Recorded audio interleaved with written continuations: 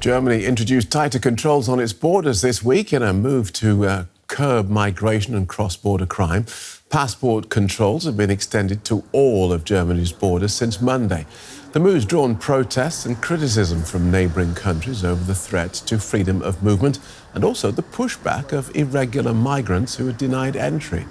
Now, the change comes as the debate over asylum seekers and the irregular migrants becomes increasingly fractious here in Germany and across Europe.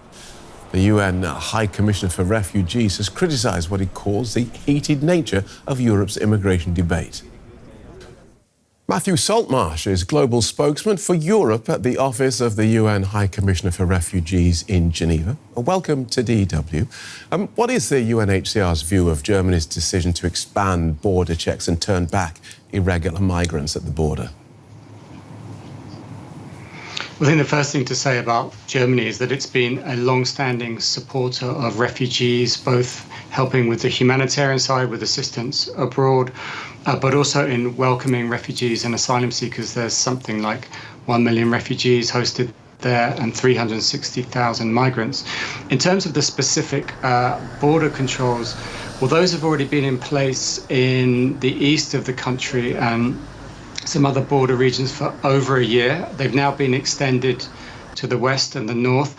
And I think what's important from our perspective is that we've been told, we're assured that asylum seekers, people who are seeking international protection, are still being allowed to do that in Germany.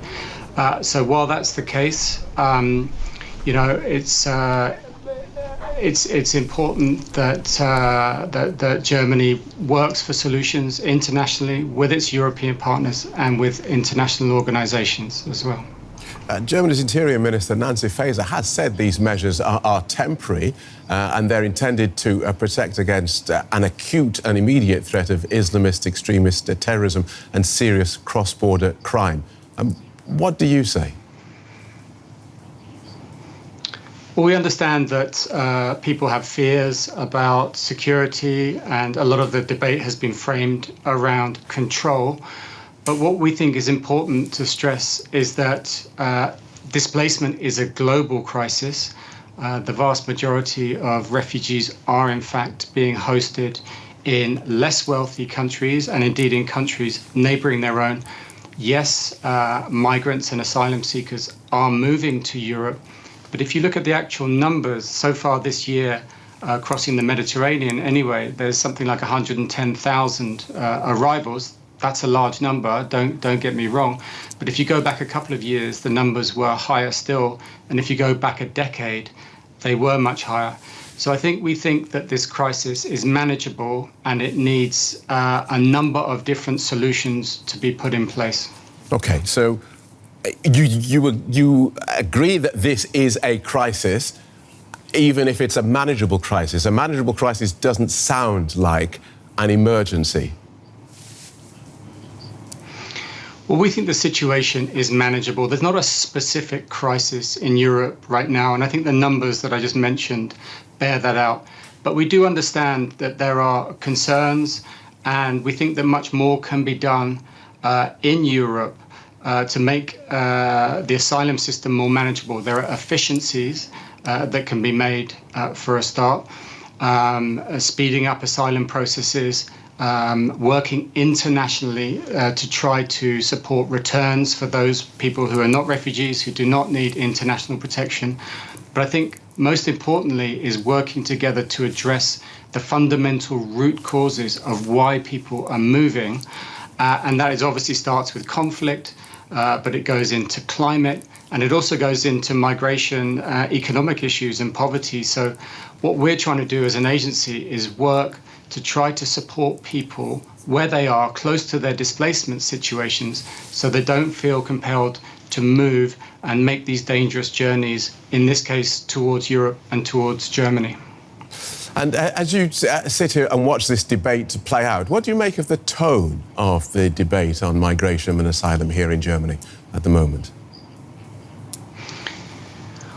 Well, I think the tone in Europe and in many parts of the world has become quite fractious. There has been a movement towards the right politically in a number of areas.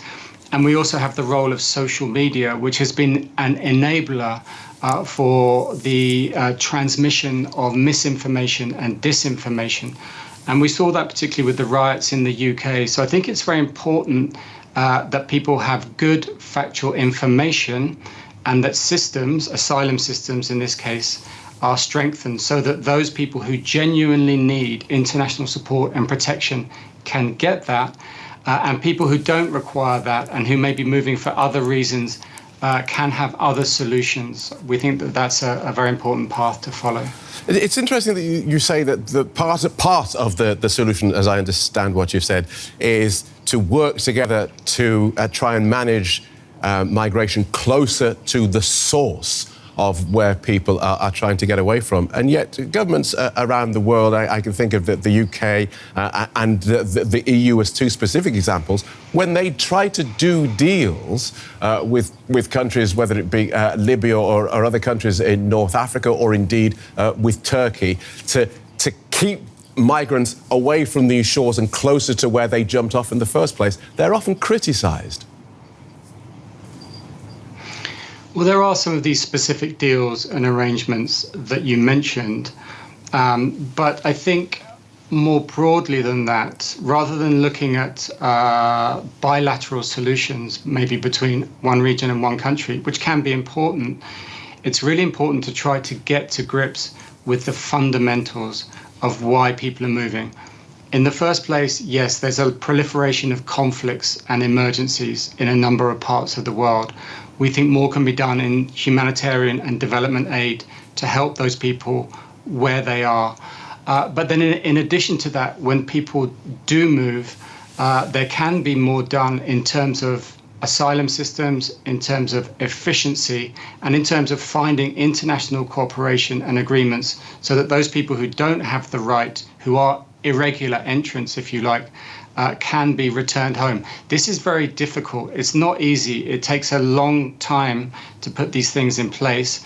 And I think a lot of politicians look for perhaps a quick fix.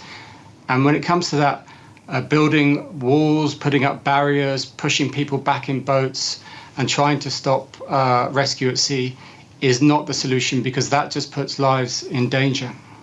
Good talking to you. Thank you for joining us. Matthew Saltmarsh from the Office of the UNHCR. Thank you.